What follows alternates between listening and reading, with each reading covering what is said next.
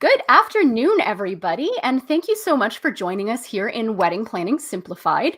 I'm Amy from Unmistakably You. I'm a wedding planner and an educator here in London, Ontario, and I am joined today with the beautiful Moira Bell from, well, Moira, why don't you introduce yourself? Good afternoon, everybody. It looks like a gorgeous day outside, so I'm glad that you've come inside to spend a little bit of time with us instead. My name is Moira Bell, and I am a wedding officiant at Bell's Weddings. I've been an officiant since 2004, actually. My sister was having trouble finding somebody to do her ceremony, and so she said, can you look into it? And so I did, and luckily and gratefully, I've been officiating for weddings ever since 2004.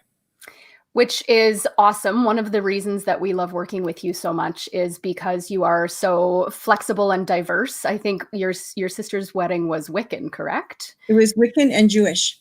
Yeah, that's pretty diverse. So, yeah, pretty cool combo. And then it was just totally their ceremony that they combined and made together. So it was really fun. I love that.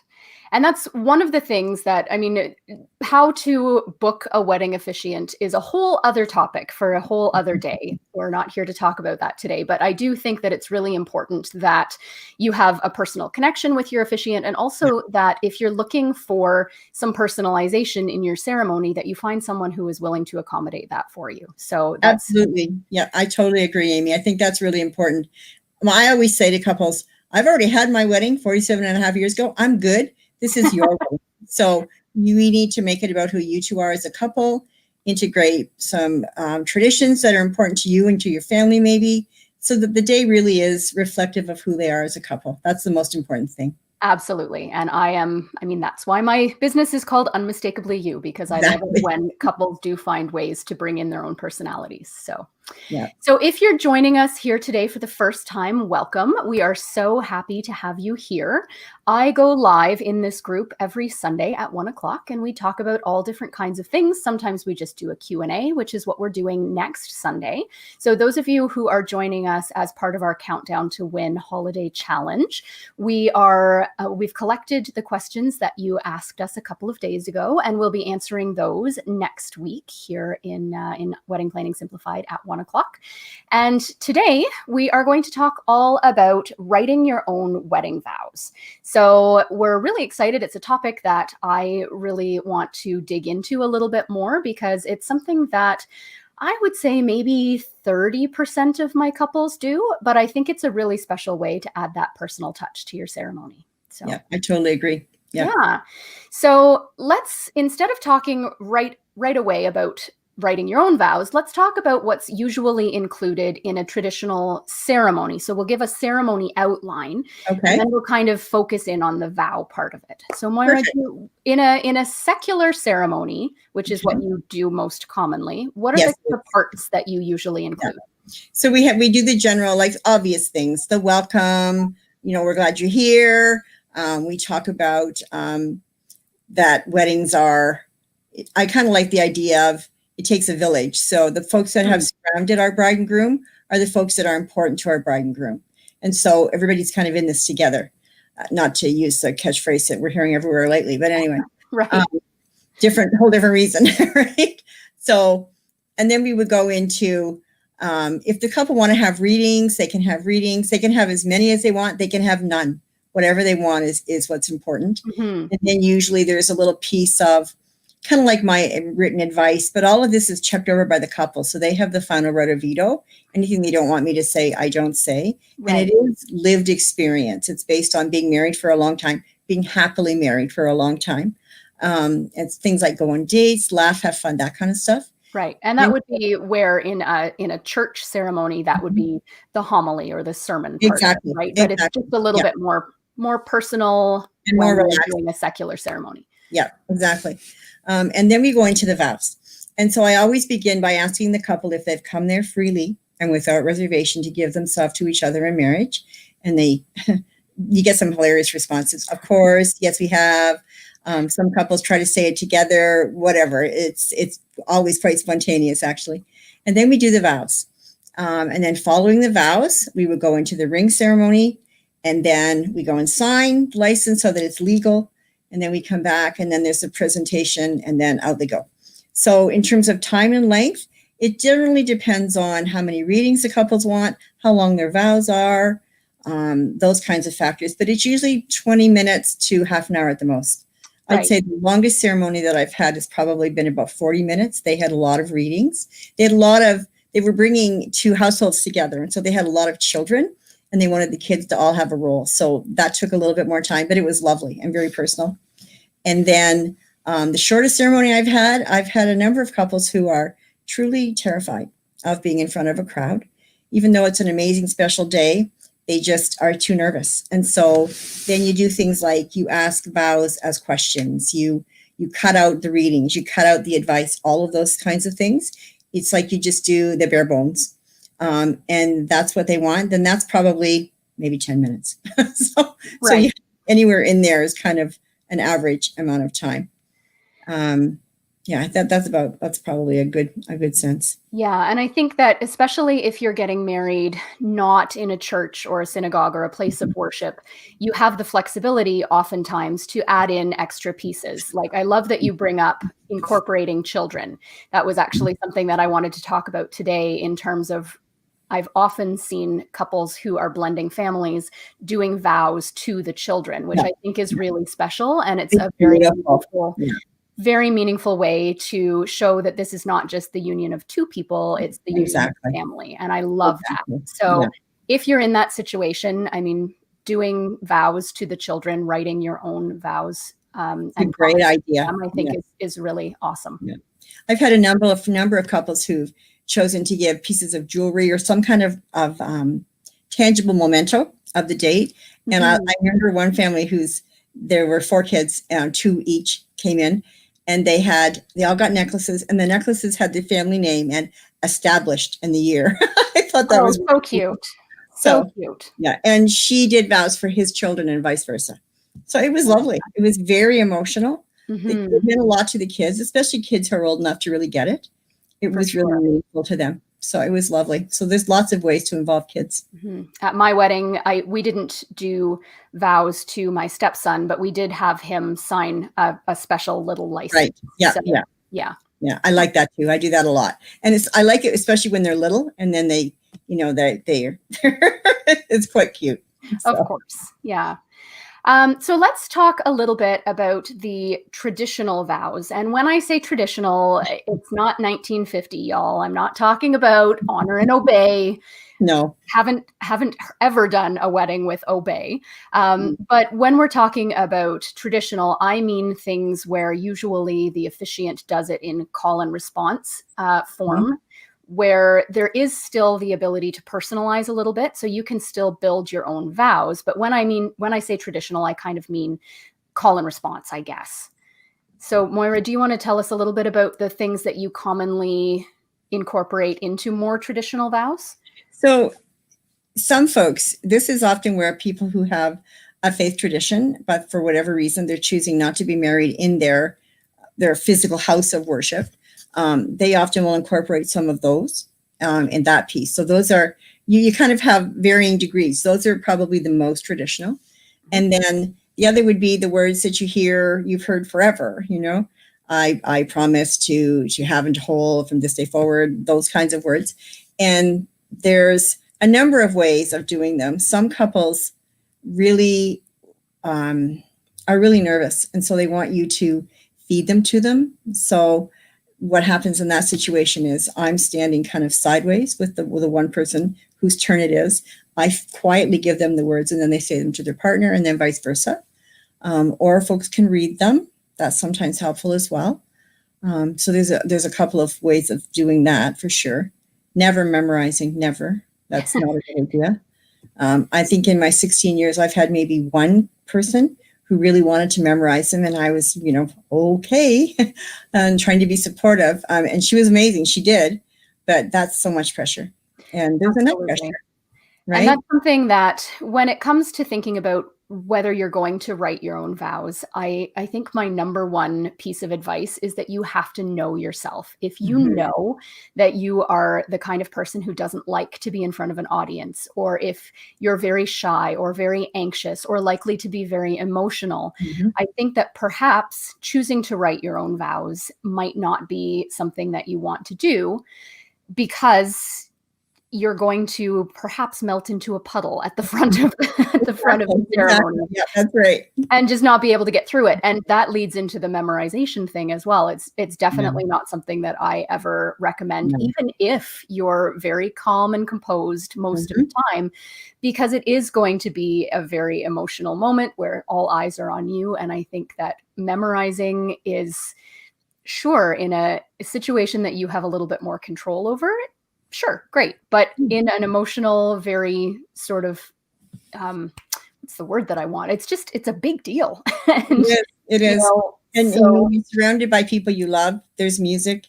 It's so much. Like you're right. Even if you're normally a pretty composed person, that's not a time to be trying to be composed necessarily.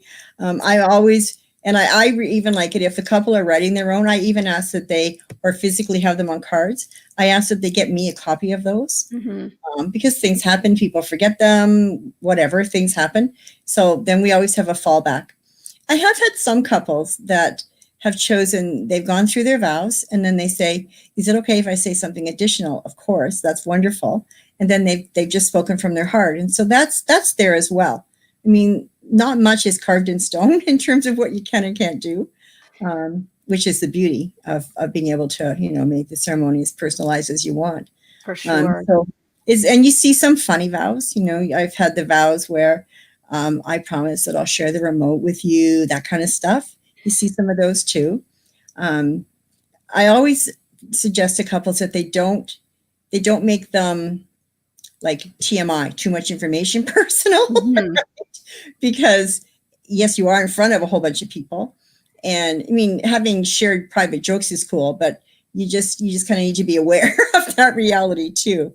Absolutely. I think if you're going to write your own vows, you need to be mindful of the fact that you are not sharing them alone. And so that's something that, that's right.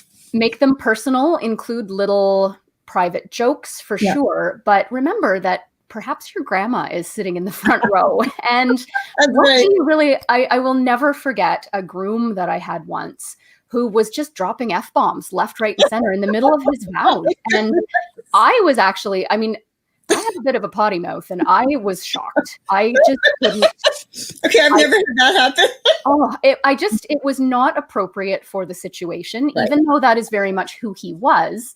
I think that if you're going to write your own vows, you do need to temper it a little bit and filter it through the lens of who is going to be watching. Exactly. And that's why, going back to what you said about, being nervous and not being able to get through it, I think if you want to write your own vows and you know that you won't get through them, something that is so sweet that I had a couple do once was that they wrote their own vows and shared them privately with each other at their first look. And I think it was a really special thing for both of them. It was very meaningful. They got to say what they wanted to say in the privacy of themselves and their photographer. And then they did more traditional vows, call and response style, when they got to the actual ceremony, because they knew they wouldn't get through them otherwise. Yeah, and that's lovely. That's a great combo, right? To do it both ways. That's excellent. So in terms of the nuts and bolts, is there anything that's legally required for you to say during your vows, Moira? There are no words that you legally have to say, but the intention behind your words has to be a promise. So you don't have to say, I promise, etc. But that has to be kind of intended. But there's not really any legal components about that. The only legal component really is a license, right? You have to have a license. Other than that, and I've only, in my 16 years, I've only had 2 couples who really wanted me to say is there anyone here who can show just cause, the thing from TV? And both times I was like, if somebody objects, I'm saying too bad, so sad, I got the license. That's the only legal thing you need. So, but no one did, thankfully. So it was fine. But yeah, that's my understanding is that I don't have to legally say that. I've had other officiants tell me that they were told they do have to legally say it. So I kind of cover it when I say, have you come here freely and without reservation, right? Absolutely. So because couples would know if there are those in their lives who have issues. Once the government has given their stamp of approval, you're good to go. So, right. And so in terms of things that, or ideas that should kind of be encompassed. You said we need to be sort of making a promise, a commitment, those kinds of words. And what I recommend couples do often to get an idea is just Google or any search engine, wedding vows, and they'll get an overwhelming amount, quite honestly. Absolutely. So often what folks do, instead of writing from scratch, they'll pick a line from one and a line from another and kind of put them together. So they're still compiling their vows or composing vows. They're just not writing from scratch. Right. So it really does come down to what's going to make them more comfortable. For sure. Nothing to make them not nervous, but you can be more comfortable or less, right? So. And that's something that when my husband and I got married, we did our own vows, but they were an amalgamation of other people's words. So I didn't write anything from scratch because I'm just not that articulate, but there are lots of people out there. So we ended up sort of taking bits and pieces from different readings and making them flow. But definitely it wasn't our own words. Right. And I think a lot of people do that, actually. And in terms of how you put them together was still you. So, of course. Right. And in terms of places to find inspiration, of course, you can find anything basically online that you want. Absolutely can. But I've seen couples look to poets or playwrights or authors. I did a Harry Potter wedding a few years ago that was really special. Yeah. And I did have one couple who had their best man had actually written a song for them. Oh, and they kind of incorporated that into their vows. And that was really cool. Right? Because those were extremely meaningful words to everybody that was there. So that was kind of neat. Of course. The other thing that we haven't mentioned yet is the whole secret vow thing, right? Some couples don't share their vows with each other. They share them with each other the day of. And whereas other couples they repeat the same words. I've had couples repeat, the bride will say one thing, the groom will say another thing, and then together they say something, which is kind of cool. But in terms of secret vows, then you know, and I think that's kind of neat too, because you don't know what your partner's going to necessarily say, and it can be a delightful surprise. But you just have to make sure that they talk about length, because you don't want a novel and a sentence. Exactly. Because then the person with the sentence feels bad and vice versa, and it's just not good. So right. And I was definitely going to highlight that, because I think that even if you're not going to share those vows beforehand, you need to perhaps have a discussion about the overall general structure and length, because as you say, I've seen it happen where one partner goes on forever and one partner makes a joke and it's over. So, and it's particularly awful if the long person has gone first. Yes. Then the poor second person is just, you can just see the look on their face, like, oh no, how am I going to get through? It's not good. So, and that's why as a planner, I mean, I'm not looking to dig into your personal life, but I always recommend and request that if you're comfortable as my couple, you send me your vows first, for a couple of reasons. One, I can help prevent something like that. I'm not going to edit your vows. I'm not going to say, oh, don't do that. But if they're very disparate in terms of the feel or the length, I can maybe come to you and suggest that maybe have a discussion about how to make them more similar. And then, like you said before, it's a safety. So I'm going to print those out and I'm going to have them on me in case one of the partners forgets, or in case the officiant doesn't have them.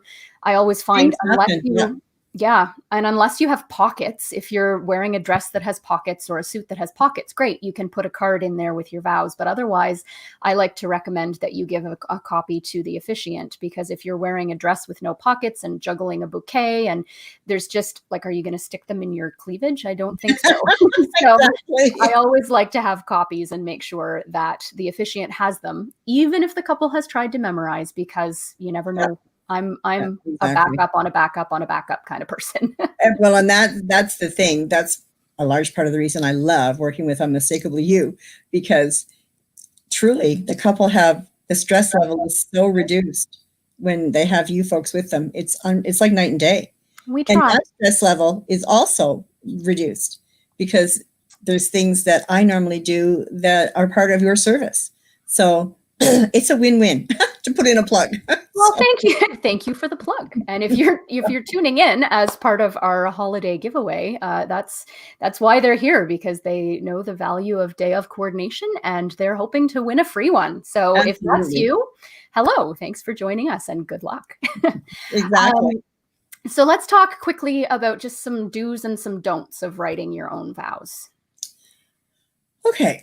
So don'ts would be, it's interesting because I too usually get them submitted to me, and I'm always blown away by how beautiful they are. I can honestly say there's not been a time when I've thought, ooh, that's never happened. They've just been gorgeous words and so heartfelt, which is so amazing and wonderful. And it's very humbling to be present when people are sharing at that level, right? So in terms of don'ts, I would say don't go on too long. Yep. I think that's a biggie, because you start to ramble, and usually it ends up making everybody uncomfortable. Absolutely. If it's either too personal or too long, people just start moving about, right? So, and I think that a lot of what sometimes gets included in those vows that are really, really long could more appropriately be included in the speech at the reception. Absolutely. Or perhaps said privately. Yeah. Or in a letter to each other. Like, there's lots of ways, right? I've had lots of brides and grooms who have written each other letters that are delivered to their partner the morning of, that kind of thing. So that's a nice place to do that too. Right. So. Or sealed into, if you're doing one of those wine ceremonies where you have a box with a bottle of wine and you write each other a letter that you open on your 1st or your 5th or your 10th anniversary. I think that's a great place for some of those things as well. Yeah, me too. That's a great idea. Yeah. And in terms of don'ts, I think that I'm a fan of preparation and, doing things in advance as one might guess. So I would advise you to start early. I suggest that, there's always a lull in the middle of wedding planning, unless you're planning on a very short timeline.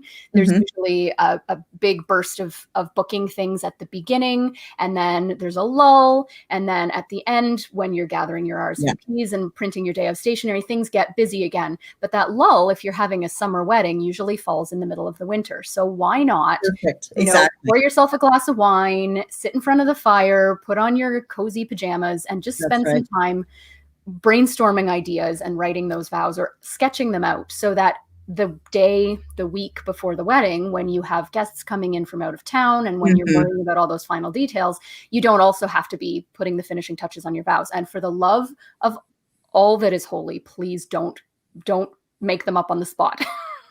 Don't say, oh, I'm great at, just speaking from the heart. I know. You will have people watching you, and it will be a big moment, and you will be emotional. And so please, please don't make them up on the spot. That's right. Or I've had a number of couples where it's been rehearsal and I don't have the vows yet. And it makes me nervous when I don't have the vows at rehearsal.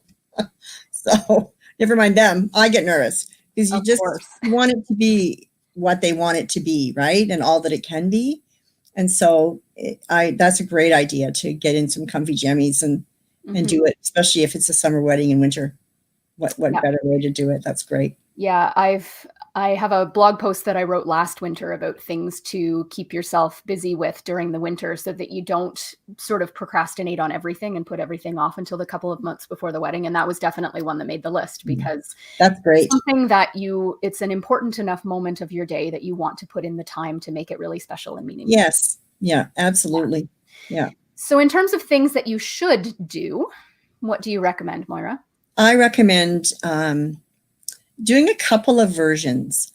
Often, like, write in the first one, write everything you can think of that you might ever want to say, and then leave it, which is, again, you need the time to do this, and then go back and kind of go through and even say it out loud, see how it feels and sounds to your ears and your heart, and then judge accordingly, and cross out, add, delete, whatever you need to do. I also think I'm always open to people putting little jokes and humor. I think that's a great idea. It's calculated risk, but But it's a great idea, especially if I've seen some really funny things where they talk about when they met and how they didn't like that kind of comments. Well, even though I didn't like you at first, very quickly, like those kinds of things. The more real people make them, the better, I think. Absolutely. And that goes back to just making it personal and bringing in those elements of your personality that make you you, so that it's not such a generic ceremony. It's a chance for your guests to be included in a part of your relationship that they might not be included in otherwise. And just talk about what you really do love about your partner. Absolutely. Like really, that's what vows are. What do you, when my husband and I have been married 47 and a half years, as I said, and we got remarried on our 20th anniversary. And when we did our vows, because we got married so long ago, there weren't really choices. So we just did the to have and to hold from this day forward, the usual ones. And so we redid them. But every single thing that we said had memories attached. Right. And so they can be powerful. Vows can be powerful. And the renewals that I've been lucky enough to do, it's really neat to hear what they say. Often they'll do their original vows, and then and I've really been blessed that I've gotten to do a few of couples whose weddings I did. So I still have their original vows. And so they'll do their original vows, and then they'll kind of bring everybody up to date, sort of thing, right? And that's really an amazing thing to be part of something like that. Yeah. So they're wedding vows are very much a critical part. Yeah. And I think, we've touched on a lot of things that you should do just sort of throughout the course of this chat. But I do, as a trained teacher as well, I do always advise, you're proofreading, you're reading them out loud, because what you think sounds good on paper, if you read it out loud, maybe it doesn't flow, or maybe it doesn't make as much sense. And if you have someone special, maybe your maid of honor, your best man, one of your parents, read them over with them so that you can get someone else's opinion on them, and so that you get a little bit more comfortable reading them in front of people that you care about, because it's going to be a completely different experience reading the vows in front of your entire guest count than it is reading them in front of your bathroom mirror. Very much so. And as a parent of grown kids, that would be the most amazing gift, to have one of my grown children read me what they plan to say for their vows. Wow. Absolutely. That would be amazing. Yeah, for sure. So anything else, Moira, that you think is relevant that we should cover? And anyone who's watching, of course, if you have any questions, we're more than happy to tackle those. I know with StreamYard, I can't necessarily see all of your names, but somebody whose name I can't see says they want to do letters in the morning and then short and sweet vows, which I think is great, because like we said, it gives you that chance to have that personal moment, just the two of you, and then to do the vows that you're comfortable with in front of the entire audience. Exactly. Yeah. And I've had a number of couples who aren't comfortable speaking in front of people. So then they'll give me the vows, the words they want in the vows, and then we'll make them into questions. And so then their words are still being heard, but they don't have to say them. They can just say, I will, I do, that kind of, so that's the call and answer thing. But that can work, especially if there are words that you want said, but you're not sure you can say them. Of course. Yeah. Yeah. Well, Moira, thank you so much for being here with me today. I really appreciate your time and your expertise and your experience. To anybody who hasn't yet chosen their officiant, I definitely recommend that, first of all, you look into Moira, because she's amazing. But the reason that she's amazing is because she's just warm and open and honest, and you want someone doing your ceremony who you feel comfortable with, that you have a relationship with enough to, trust them to help you craft a meaningful ceremony, because ultimately that's the whole reason for the day. Otherwise, it's just a big party. Exactly. And the thing is, I think most wedding officiants feel like, as I do, it's such an honor to be part of a couple's life and part of their journey on that particular day. It really is an amazing honor and a blessing to be able to be part of it. And sometimes there are sad things. Sometimes I've had folks who've incorporated pictures of parents that have passed away, that kind of thing. So, and even incorporated those into their vows. There's all sorts of ways of really making this personal and what you want and hope and pray that it will be. And the vows is a big part of that, as you've said, Amy. And I would certainly recommend, if you're looking to have a wonderful stress-free wedding, you need Amy on your team. Aww. And it'll happen. Moira. Seriously. That's very sweet. Yes. The Mutual Admiration Society. Of course. Okay, so everybody, thank you for joining us here today. And if you're around next week at 1 o'clock, join us to talk about the answers to the questions that you've been asking in conjunction with our Countdown to Win. Awesome. A couple of days ago, we had you post things that you're struggling with in terms of your planning. And not surprisingly, the biggest one that we came across was challenges with your guest list and what it looks like when we don't know what 2021 might look like. And so true. All of the COVID things. So we're going to chat about that. I'm actually also writing an article for the Wedding Ring about that right now. And if you're joining us next week, we always encourage you to pop your questions in the comments and we will answer them live. So thank you for being with us, Moira. Have a wonderful rest of your day and a happy holiday season. It was such a pleasure to see you again. As you and everyone out there, I wish you a wonderful, wonderful marriage ceremony. And more importantly, a wonderful marriage. Of course. Thanks so much. Take care, everybody.